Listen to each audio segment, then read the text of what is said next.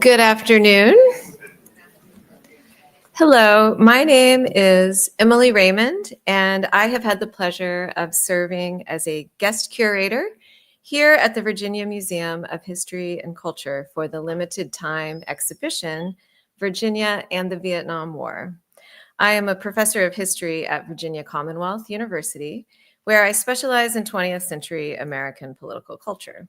Today, I'm delighted to welcome you to this noontime lecture.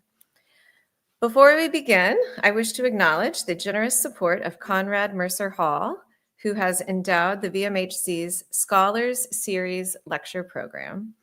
Conrad serves as an honorary vice chair of the Board of Trustees of this institution and has been a champion of the VMHC's work for decades. We also wish to acknowledge former VMHC President and CEO, Dr. Charles F. Bryan, whom this series also honors. We invite you to please join us again next Wednesday, April 16, for a special 6 p.m. evening lecture when we will welcome Richard Brookhiser to speak about his latest book, Glorious Lessons, John Trumbull, Painter of the American Revolution. And finally, please remember to turn off your cell phones or silence them. Now to today's program. In 1961, President John F. Kennedy sent 2 Virginians, one from Richmond and one from Chester, to lead the U.S. diplomatic mission in South Vietnam. Friends from graduate school in Charlottesville, Ambassador Fritz Nolting and Deputy Chief of Mission Bill Trueheart saw eye to eye about the need to support the government in Saigon to suppress the nascent Viet Cong insurgency. Both of them brought their wives and children to Saigon, including Charlie here as a young boy. But by mid-1963, as the South Vietnamese government struggled to negotiate what's known as the Buddhist crisis, Nolting and Trueheart had come to see things very differently, reflecting deep divisions in Washington. And by the end of that summer, their friendship was over forever, as was the friendship between their families.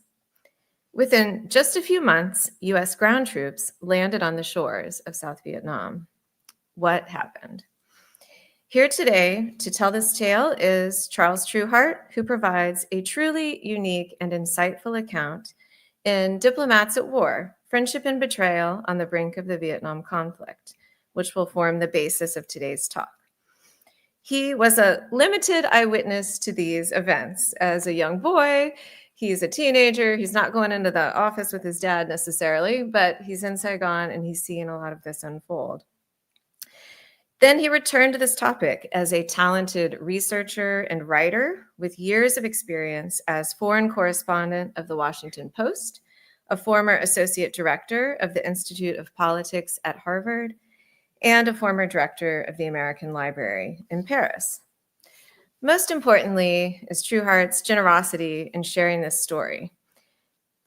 Revisiting this family history wasn't easy, but it indeed provides important insight into this crucial time period in the Vietnam War. And on a personal note, I am grateful to Charlie's generosity in working with us on the exhibit here in the museum. It's often a challenge to present historical context and the tedium of diplomacy, but Charlie's contributions, which included an oral history interview, wonderful photographs, and an amazing artifact, allowed us to do so in an effective way. So we thank you for that. And please join me in welcoming Charles Trueheart.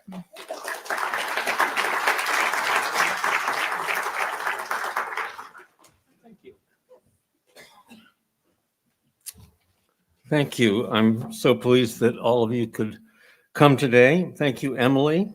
And I particularly appreciate your excellent summary of my book, which may allow me to cut through some of my own exposition here. I also want to thank Graham Dozier for extending the invitation, Paige Newman, and everyone here who's been involved in the exhibit. If you haven't been to see it, I hope you'll take a minute to do that after the talk. I also gather that there are a delegation or perhaps a few Vietnam veterans in the audience, and I want to thank you for coming today too, and thank you for your service. I've been looking forward to this appearance because it gives me a chance, really an elaborate excuse, to go into the backstory of my book, that is, the origins, not of the Vietnam War, but the origins of the book's two principal characters, Fritz Nolting and Bill Trueheart. Most of the research I did for Diplomats at War was in diplomatic archives, telegrams back and forth between Washington and Saigon, oral histories of Foreign Service officers and White House officials, family correspondence.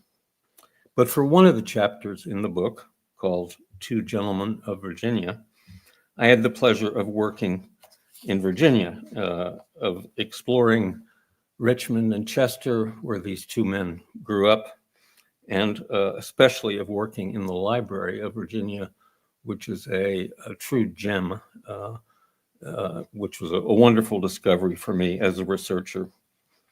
And I hope that you've all had a chance to use it or visit it.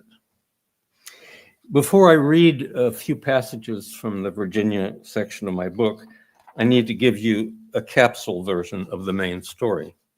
I can't unpack it all here, but I'll do my best to leave you hungry for more and desirous of buying my book. At its broadest level, Diplomats at War is a narrative history of the Vietnam conflict during the 1,000 days of the Kennedy administration. As Emily said, in 1961, John F. Kennedy had many problems on his plate, some seemingly more important, but he knew there were big stakes in Vietnam, or believed that there were. The South Vietnamese government was beset with, at the time, a nascent guerrilla insurgency, inspired and supplied by the communist government of North Vietnam and by its friends in the Soviet Union and the People's Republic of China. Like President Eisenhower before him, President Kennedy saw defeating this insurgency as a test of American resolve and a personal resolve as well. So he began taking tentative steps to increase the American military presence in Vietnam and to isolate and crush the Viet Cong.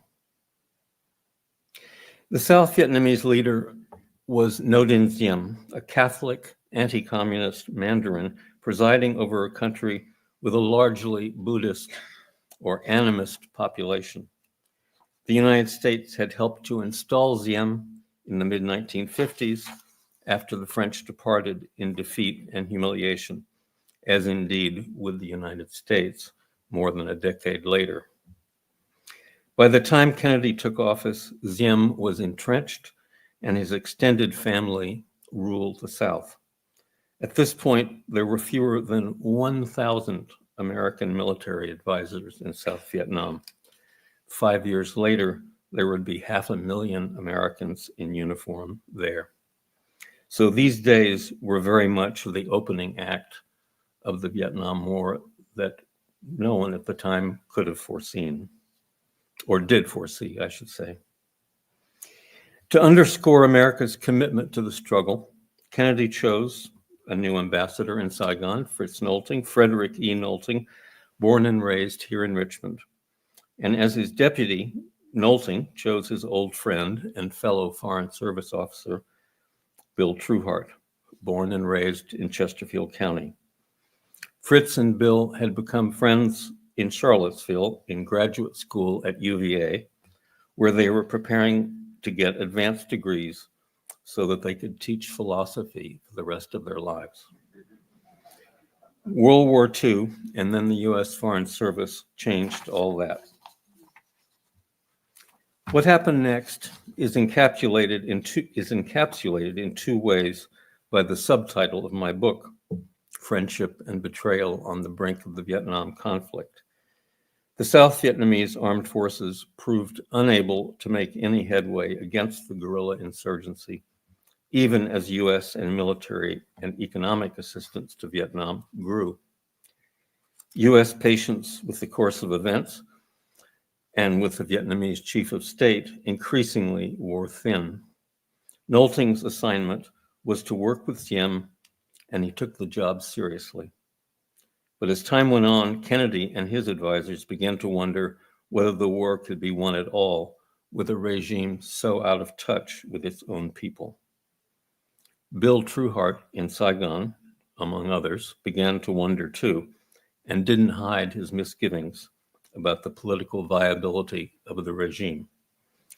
Nolting remained optimistic and believed there were no better alternatives than Diem. Then came the Buddhist crisis and the downward spiral of the regime.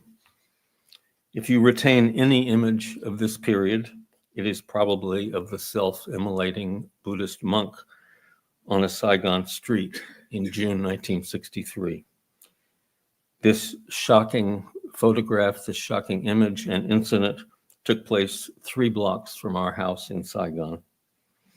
Although the Buddhist crisis had erupted a few weeks before, this was a dramatic moment, and it drew the attention of the whole world to what was going on in Vietnam.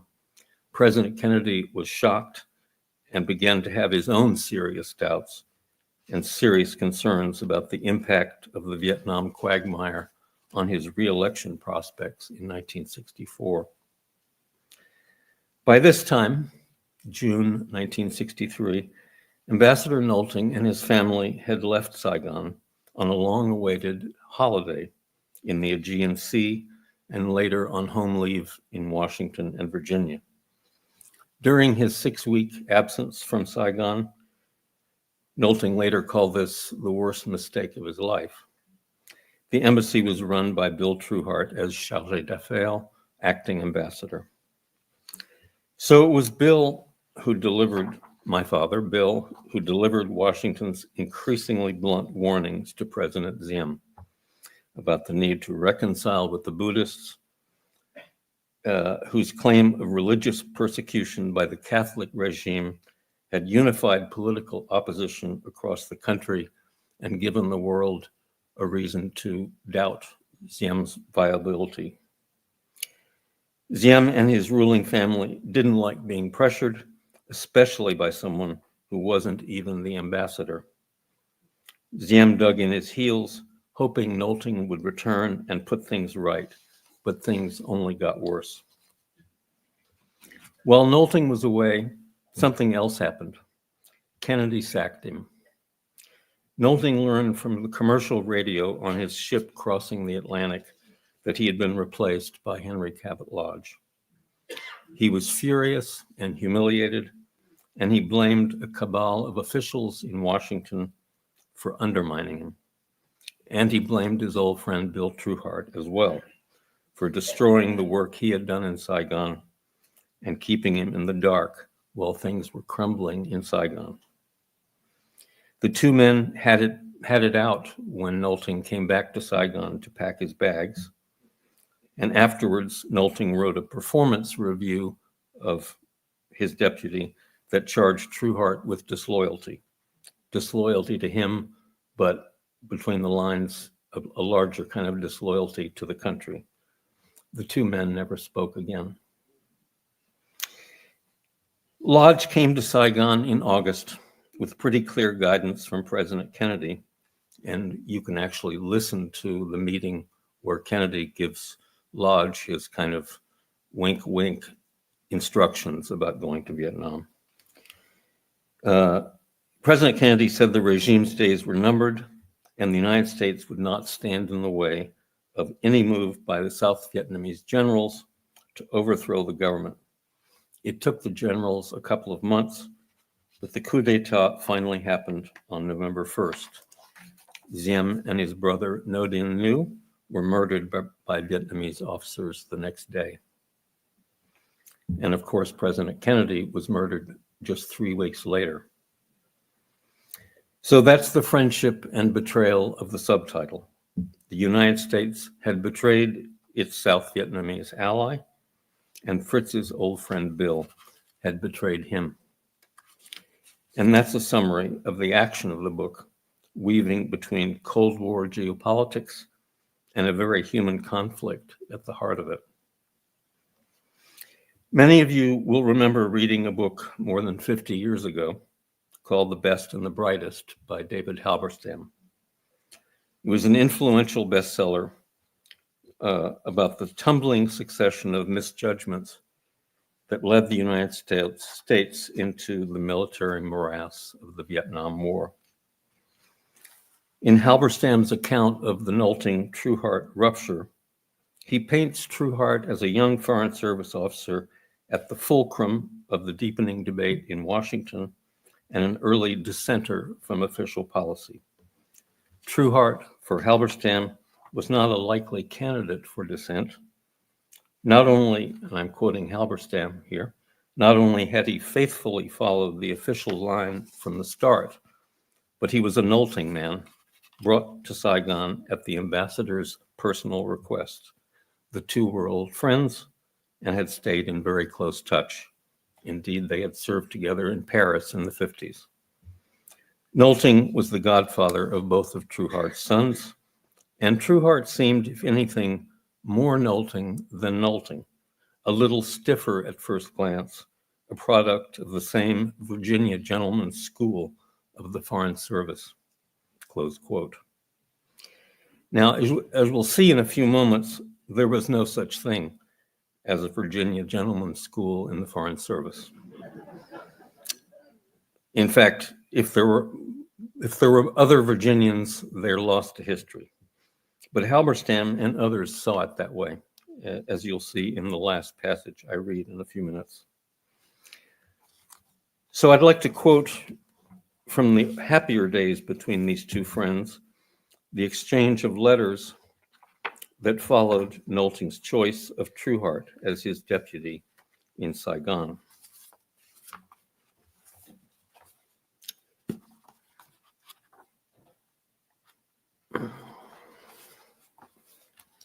So after Bill gets the word that he's going to come to Saigon, he writes Nolting with humor and gratitude. Quote, "The department's telegram was sobering as well as flattering. It also appears to fix squarely on you in advance the blame for any shortcomings in my performance. You can count on it that I will make my maximum effort to see that there are none. You should also know that I regard the assignment as the break of a lifetime in a professional way and am deeply grateful for your confidence." He said he would get to work brushing up his French, rusty after 3 years away from Paris.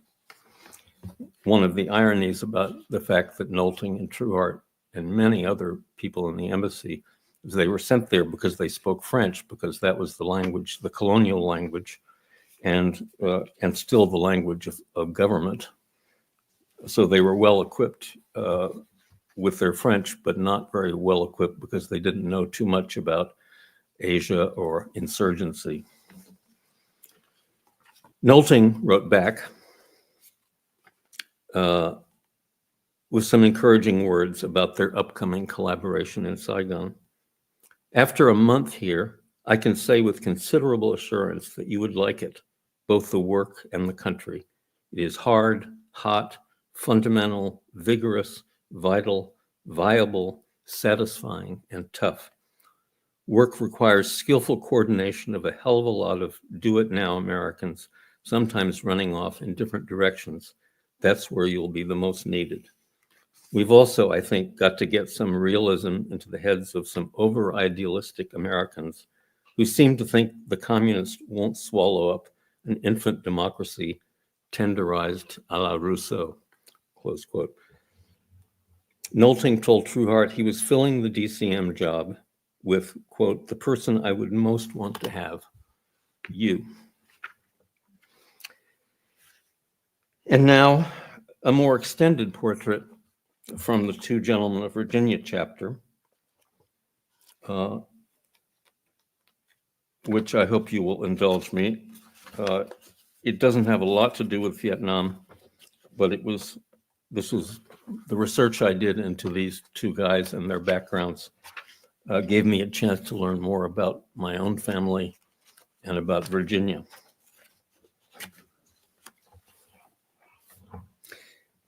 So this is the beginning of Two Gentlemen of Virginia. The New York Times chose Frederick E. Nolting Jr. as its man in the news on January 13th, 1962, under the headline, Therapeutic Envoy. The writer appreciated Nolting's country doctor manner, gentle but firm, a bit of old Virginia, lyrical and hard-headed. In this portrait, Nolting sounds winningly homespun, a man of wit and sympathy. Pressuring President Diem to undertake political and economic reforms in wartime, he told the Times, was like trying to perform an appendectomy on a man who was carrying a trunk up a flight of stairs. Good line. Of the two Virginians heading the embassy in Saigon, Fritz was the extrovert, warmer and more garrulous than his younger friend Bill, though both were understated men. To me, as a 10-year-old, and even before, my godfather was a magnetic figure, tall, big-boned, stout-headed, with a ready smile and a gravelly voice that I can still summon. Fritz always seemed delighted to see me. Inferring from what two of his four daughters have said to me, I wonder if Fritz was curious about what it might have been like to have had a son. Fritz had the kind of baby face, almost cherubic for the New York Times, that some men keep in vestigial form all their lives. Think of Leonardo DiCaprio, whom Fritz distantly resembled as a youth and as a middle-aged man. Indeed, all the Noltings were glamorous. When we were all in Paris, the four confident girls, shimmering in their summer dresses and flat shoes, were a palpable and charged presence to a sisterless boy. Their mother, Biddy, was a tiny golden beauty with a tinkling laugh, a forgiving smile, and a clever tongue. I had long since stopped hearing my own parents' lingering Southern accents and colloquialisms, as one does, but all the Noltings spoke an unapologetic and melodious Virginian that went with their personae. It sounded highborn and old world to me. I had known them all my short life, but in Saigon, now they were not just godparents and family friends. Fritz was the local potentate, the Noltings the first family of the American colony. The ambassador represented power, American power specifically, with a formal title, extraordinary and plenipotentiary, and honorifics and protocols. In Vietnam, as I nibbled at understanding it all, the exercise of power was far from abstract. I knew Bill Trueheart only as a son knows a father. That is, intimately, but not all that well. Bill's imprint, the sound of his voice, the way he gestured, is dimmed frustratingly for me now by the passing of more than 30 years since his death. I never knew him as Fritz did, or as a colleague or friend might, let alone a Vietnamese Mandarin, a newspaper reporter, or a four-star general. Bill was 5'11", just 2 inches shorter than Fritz, but seemingly a bit more so. Nolting's luxuriant gray hair was swept back on his prominent head like a matinee idol's. Trueheart's hairline had been receding since he was about 20. Unlike his friend, all his life, Bill wore thick corrective lenses since World War II in heavy, dark frames. Back then, as indeed we all did, I took the friendship of Bill and Fritz for granted. I assumed from their Virginia days, their academic interests, their career crossings, their chain smoking and liberal drinking, and of course their common mission in the service of the United States, that they were peas in a pod. They must have thought so too. William Clyde Trueheart was born on December 18, 1918 in Chester, Virginia, a crossroads farm town south of Richmond. The global influenza epidemic was at its most devastating, and the baby was born all black and blue, or so went the family story. He was not expected to survive. The baby's mother, Sally Leftwich Shepherd, was a teenage beauty who had caught the eye of the widowed 42-year-old local banker, also William C. Trueheart, but known to his friends as Hart. Their age difference, 25 years, and surely other factors lost to memory, made the marriage impossible. They separated when my father was a child. My father wrote in a 1985 family genealogy that his parents were divorced in 1927. The public record, which I found at the Library of Virginia, the public record indicates the divorce was not until 1931, that my grandfather was the plaintiff and the grounds desertion. Given how close mother and son were and the usual legal customs, whatever was behind that judgment may explain why young William, his mother never liked to call him Bill, why young William was raised in Chester and lived with his father. Sally moved to Richmond, 21 minutes away on the train. That arrangement may have been the price of her ex-husband's financial support for their son.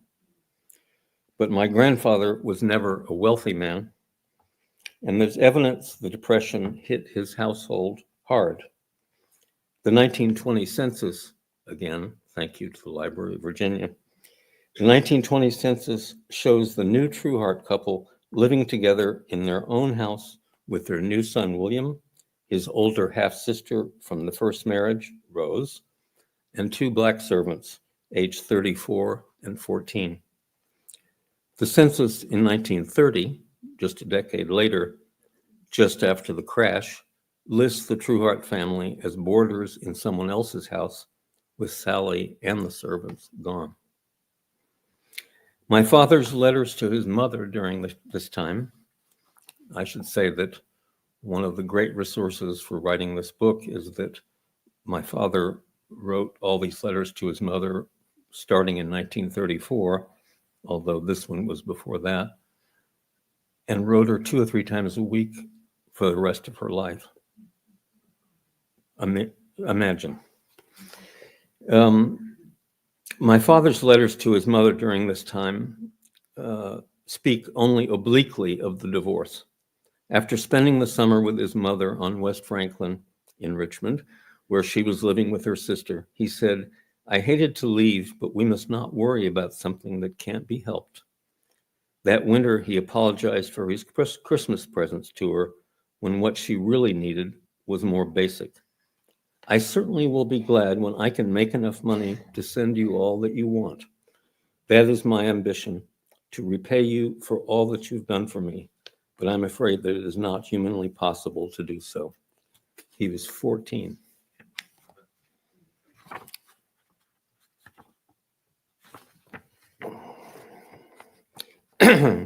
In an oral history interview for the Lyndon B. Johnson Presidential Library, one of the first questions my father was asked leadingly about his assignment to Saigon in 1961 was whether at the time he had known Fritz Nolting long. Bill replied, "I'd known him all my life, just about. Fritz's father started my father in the banking business." This was news to me. When I asked Biddy Nolting, I had the chance to talk to her about all this in the last years of her life. She died last Christmas at the age of 102. When I asked, Biddy Nolting remembered nothing of this either. Eventually, I found a version of the colorful tale in the Richmond Times-Dispatch, in a feature on my grandfather's retirement after 50 years at the Chesterfield County Bank.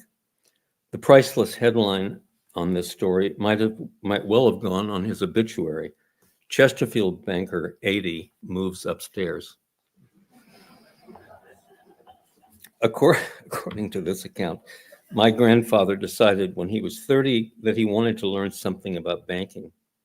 He was born in 1875, something I still have a hard time imagining, the fifth of 7 children. Hart had been working as a substitute telegrapher on the Seaboard Airline in Virginia and North Carolina. During the summer of 1905, he called on the Bank of Richmond, where he met 2 of its directors, Tucker Sands and Frederick E. Nolting, Fritz's future father. He asked for a job. In old Hart's retelling in the newspaper, the 2 bankers responded, "Any boy who wants to learn about banking on a hot July day like this can start tomorrow." Hart had scarcely started work in Richmond when he began hounding the 2 bankers about starting a bank in Chester. Nolting and Sands were dubious, but realized, "We've got to start a bank in Chester or he'll worry us to death." The Bank of Chesterfield County opened on July 12, 1906. William C. Trueheart was cashier, director, stenographer, and janitor, the only employee.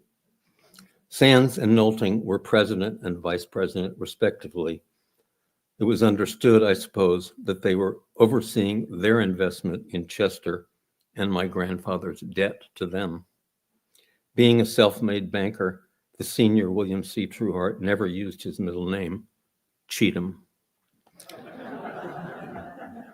The retirement feature reports that Hart never missed a day of work for illness in 50 years. Another article about my grandfather taking his very first airplane trip to visit his 3-year-old grandson in Paris quotes Hart claiming to have never smoked or taken a drink, even a soft drink. His abstemiousness was a subject of much merriment when I was growing up. Fritz Nolting was cut from finer cloth. The first American Noltings had come to the United States from Germany 100 years later than the Truehearts came from England, not that anyone's counting, but they'd arrived from the old world with important connections. Emil Otto Nolting was born in 1824 on the family estate in Prussia and orphaned at 14. After an education in Bremen, he emigrated as a young man to Richmond and joined his uncle's tobacco export company, already well established. After 1850, he started his own tobacco business. All the great fortunes of Virginia and many thousands of small ones were in tobacco. E.O. Nolting was also the president of 2 banks and of the Tobacco Exchange and the Chamber of Commerce here in Richmond. In 1873, he bought a magnificent Greek Revival mansion on Main Street in Richmond's Fan District. Peculiarly, he became Belgium's consul in Richmond and received the Order of Leopold, an honor he had inherited, as it were, from his uncle and passed on to his son, who passed it on to Fritz's older brother, Buford. During the Civil War, the story goes, the Belgian flag flew from the Nolting house in Richmond, and Nolting's friends surreptitiously hid their silver and jewelry from predatory Union forces within the house's diplomatic immunity. E.O.'s second son was Frederick Ernst Nolting, the banker who launched my grandfather on his banking career in 1906. Fritz, who bore his father's name at birth, would add the second E in Ernest, an assimilative step in a century when Germany was twice at war with the United States. The old patriarch liked to joke that the umlaut over their surname had been shot off in World War I. So it was that Frederick E. Nolting Jr. was born on August 24, 1911, into more than comfortable circumstances. He attended Richmond's School of Choice for the ruling class, St. Christopher's, and in 1929 went on to the University of Virginia, where he excelled in the classroom and the playing field.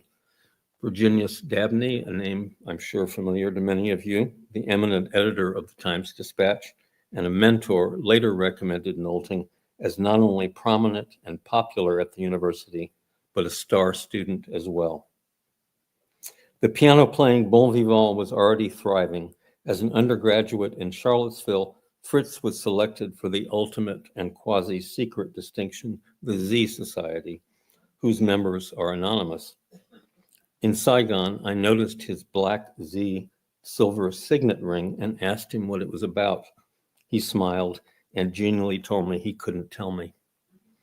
Odd that you would advertise on your person what you couldn't discuss, or so it seemed to me, and still does.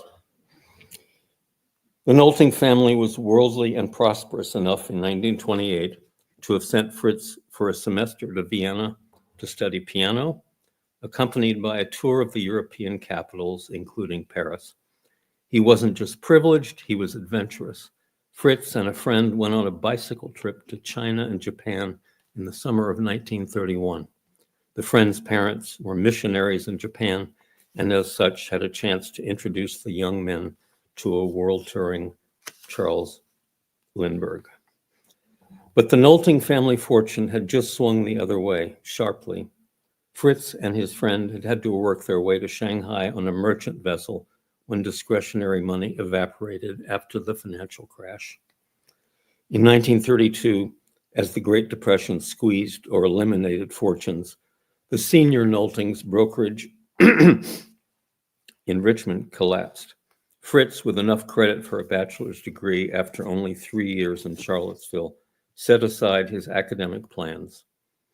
For 5 years, he joined his father in the office every day as a general factotum, he later said, and studied economics in night school.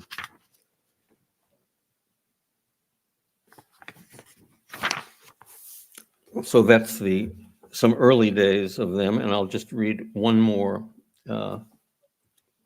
going back to the thing I first mentioned about the way reporters who don't know anything about Virginia put two and two together and got something.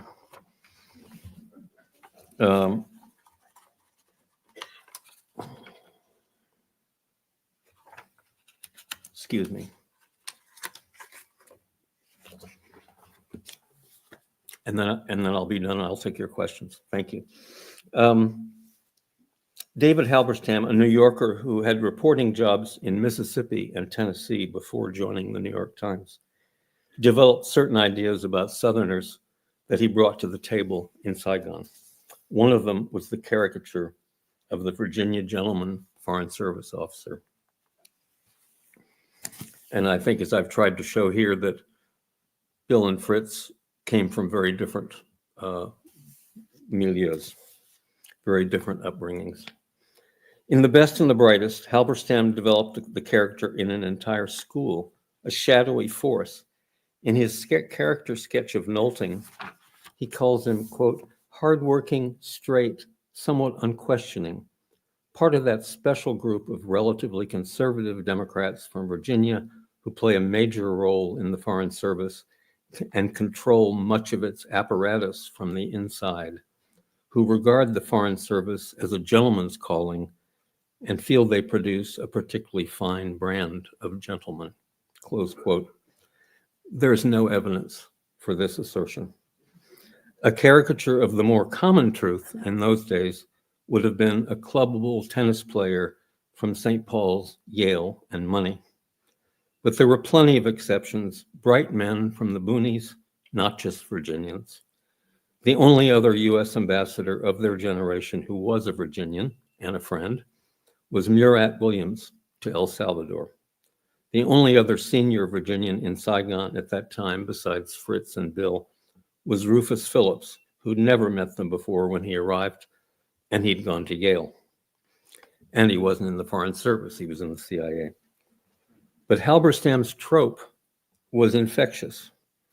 The late William Prochnow, in his 1995 book about Halberstam and the other journalists in Saigon, takes Halberstam's caricature and runs with it. Twice in sketches of the two Virginians in Saigon, hilariously, if you know a difference, he locates Nolting's upbringing in Trueheart's hometown.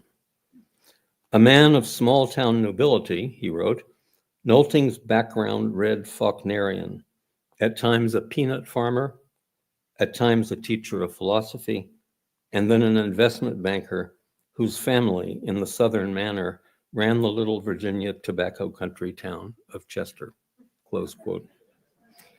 Notes and facts do get mixed up, or perhaps one Virginia gentleman is the same as another.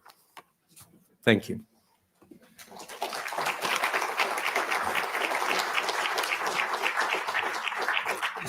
So I've taken us very far away from Vietnam, and I appreciate your indulging that.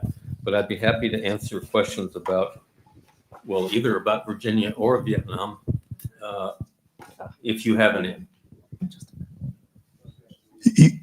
You began discussing the history of Vietnam in the 50s.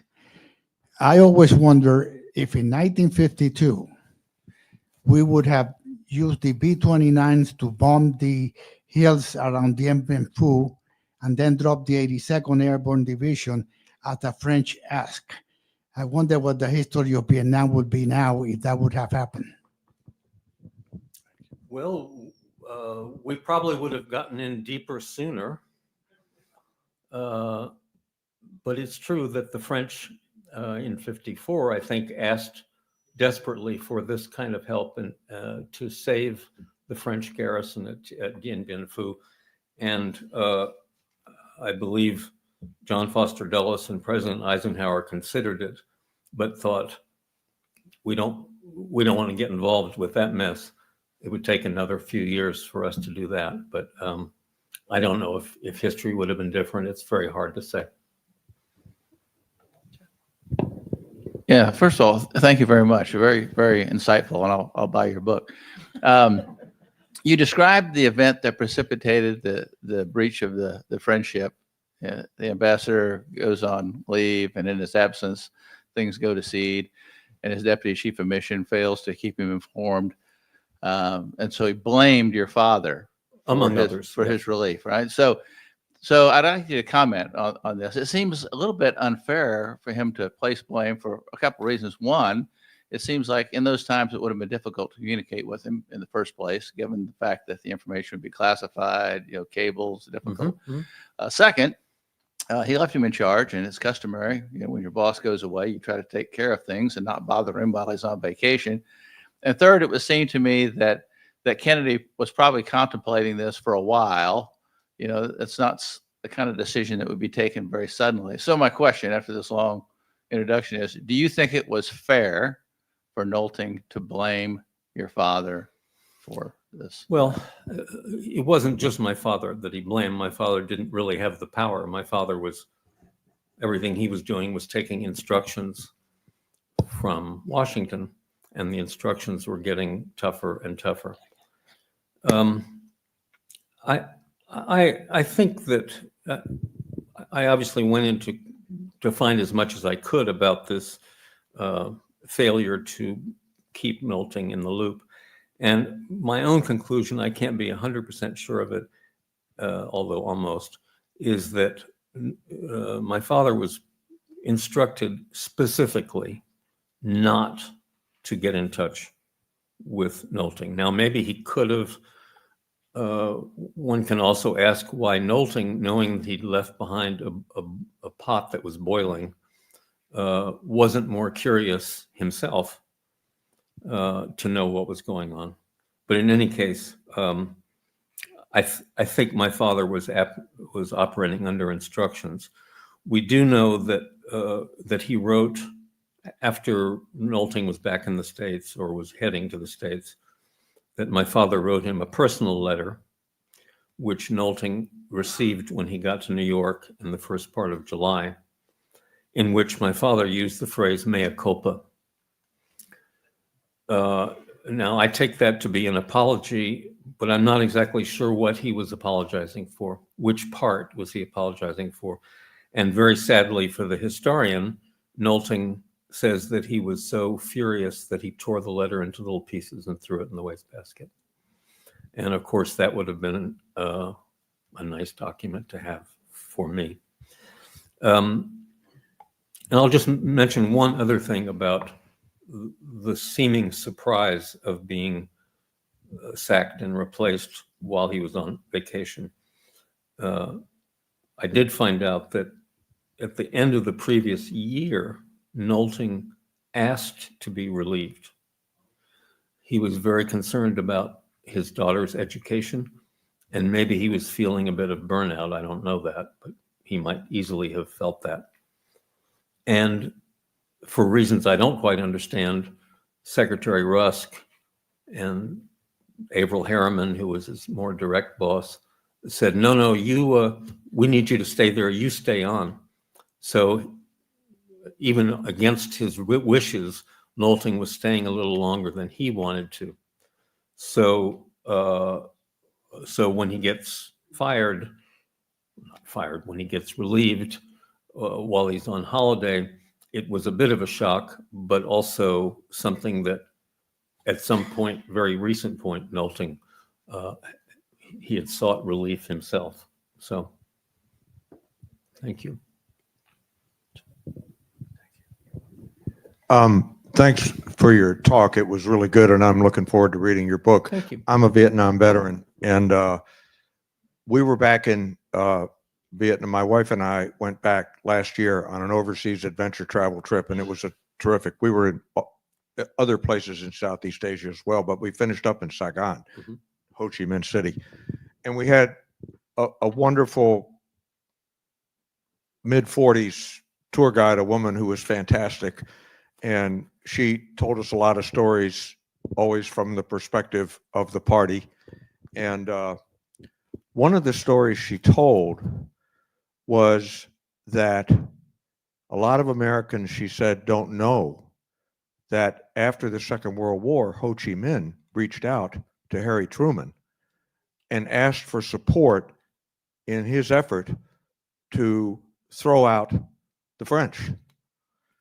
And according to her, our guide, she said Truman ignored him and never ignored the letter. Yeah. Well, we know from Stanley Carnow, who was a journalist, one of the many journalists in Southeast Asia. Stanley Carnow reported at some point that Truman did not ignore the letter. In fact, he asked the Office of Strategic Services for their recommendation as to whether we should do that. Should we help? And the OSS, the predecessor to the CIA, recommended that we should, because this guy was genuine. He admired the United States. He was a big fan of Thomas Jefferson. One wonders if history would have been significantly different if that recommendation had been followed. It might well have. Ho Chi Minh was also, he'd been around a long time. He also went to the Paris peace talks after World War I and tried to get in a word edgewise and tried to speak up for the future of Vietnam, and was also ignored. And I believe when he was in Paris, he was actually staying alive by washing dishes. So he had been around a long time. And I think those who argue that Ho was essentially a nationalist, not a communist, I think that's probably true. And this is some evidence that he tried very hard to work with the United States, 1919, 1945, before giving up. And yes, could history have been different? Who knows? Who knows? But thank you for the question. Which points out that the French were not very good as colonialists. You can look at Haiti versus Jamaica today. You can look at British Guiana versus French Guiana, and you can look at the colonies left in Africa. That's a topic for another day. You mentioned photograph. Two others stand out in my memory. The police officer getting shot in the head, and the little girl running down the street with napalm. Could you comment on those as it's impacted you? And what year did you leave Vietnam? Your family left. So I was born in 1951, and I left Vietnam in January of '64. So I was 12.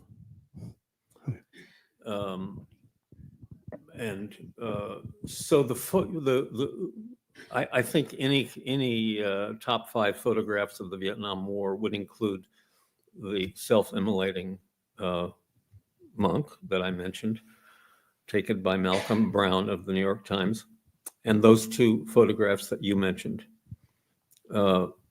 I don't exactly know how I can comment on them, but images have a way of crystallizing what's going on in a way that thousands of words of reporting can't. And an image like that may oversimplify or suggest things that aren't entirely true if you were getting down into the nitty-gritty of it. But they certainly told Americans and the rest of the world, in the case of the burning monk, that this was a government that was so bad, the South Vietnamese government, that people were setting themselves on fire to express their displeasure.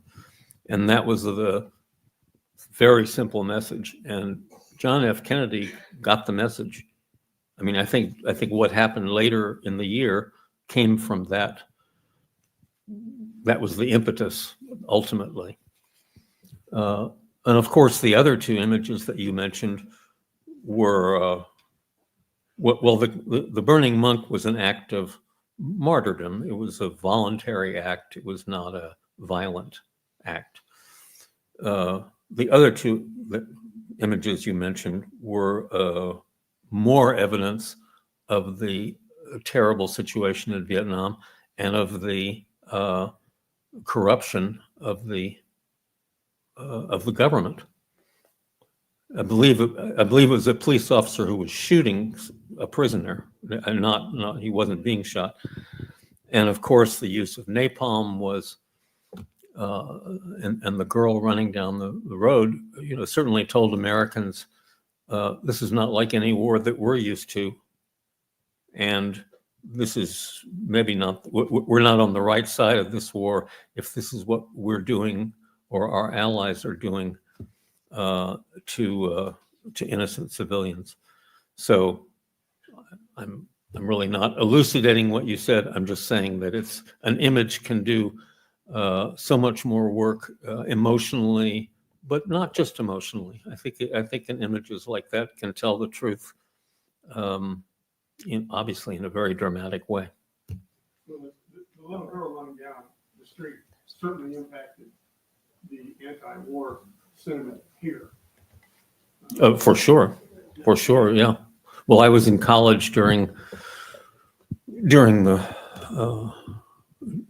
closing years of the Vietnam War, and was there was something called a lottery then for that some of you may remember, and I was fortunate to have drawn a very high number, so never had to face the question. Yes. Okay. Henry Cabot Lodge was a pretty important person in America at that time. He had been Nixon's running mate in 1960 and wasn't entirely out of the picture for 64. So is it possible that Kennedy wanted him in Bolling's position in order to give a bipartisan veneer to Vietnam policy, or at least spread the blame if the policy went badly, and that may have been a factor in their feeling that the need to replace Nolan? Yes, I mean, I think Kennedy definitely wanted to make a new start, and it's one of the simpler things you can do is just change the personnel when it's probably the policy that isn't resolved or clear. It is for sure that Henry Cabot Lodge wanted to make a political comeback. He was in his early 60s when this first happened, and certainly people thought that, even people around Kennedy said this to Kennedy, that if things went south, it would be nice to have a Republican. Nice to have Republican fingerprints on it.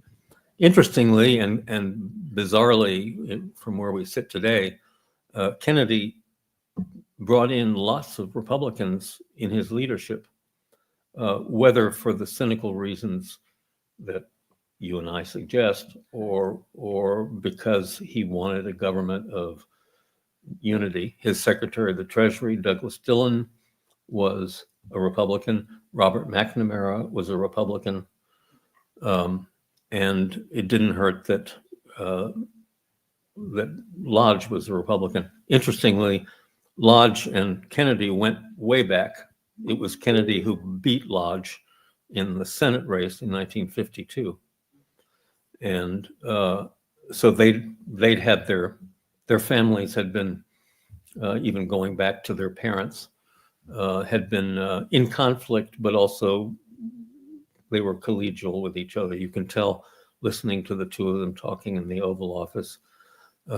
They can hardly wait to finish with Vietnam so they can talk about the 64 Republican race. And as you point out, in March of 1964, so just after we left, and just a few months after he got to Vietnam, Henry Cabot Lodge won the New Hampshire primary on a write-in, and was thought to be, was on the cover of Time and Newsweek, and was thought to be suddenly, even though he hadn't lifted a finger to run, suddenly a credible candidate for the Republican nomination to run against the president he was serving, which doesn't happen very often.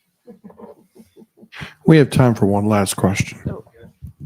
I'm interested in knowing what happened career-wise to your father and his opponent after and how it affected you in the sense of what you knew about the bitter relationship between the two. Well, I didn't know too much about it until I knew the basic thing, because my mother told me just after the Noltings left Saigon. So I knew that much, but it wasn't until I read, and my father, as I say in the book, my father never spoke to me about any of this. So the first I really understood was to read The Best and the Brightest when I was in college. Fritz Nolting resigned from the Foreign Service, was given a kind of a non-job when he got back. And I think Fritz was a bit of a casualty of Kennedy's assassination, because Kennedy really respected and liked Nolting. And even after he'd fired him, he brought him back to the White House for all these councils in August and September of 1963 to talk about what to do, whether to have a coup. He always wanted to let Fritz make his point, even though he was probably going to overrule Fritz. So Fritz was a good soldier, but he saw that he didn't have a future in the Foreign Service. And I think he was also, he was always very concerned about his financial well-being, and especially about his daughters, putting his daughters through college and so forth. So he resigned from the Foreign Service in the first part of '64 and went to work for the Morgan Bank in Paris, where he had lived before, and then in New York, and then came to the University of Virginia in the 1970s and was one of the founders of the Miller Center, which many of you may know about, a public policy institute there. I think he was the first director of it, and lived out his life in Charlottesville. My father stayed in the Foreign Service and worked in Washington for a few years, not on Vietnam affairs, and then was ambassador to Nigeria during the Nixon administration. And he retired from the Foreign Service in his early 50s. So I think it's not that Vietnam, well, it may have wrecked Fritz's career. I think that's probably true. And it nearly wrecked my father's career, because even though he had acted following instructions on what Kennedy wanted, he was associated with this, coup d'etat and murder of the chief of state. So even if you were on the right team policy-wise, probably not a good thing for your resume to be that. In fact, when he went to Lagos, to Nigeria, to be ambassador there was gossip in the press and among some people that he had been sent to Nigeria to pull off another coup to get rid of that government, which is, fanciful. I think that's time. Thank you. Thank you very much. Thank you for coming today. Yeah. Charles will be available to sign books that you can purchase in the museum store. Will that happen Yes. here or out there? Oh, out there in Commonwealth Hall. We got a table for you. Okay, Yeah. thank you. Thank you again.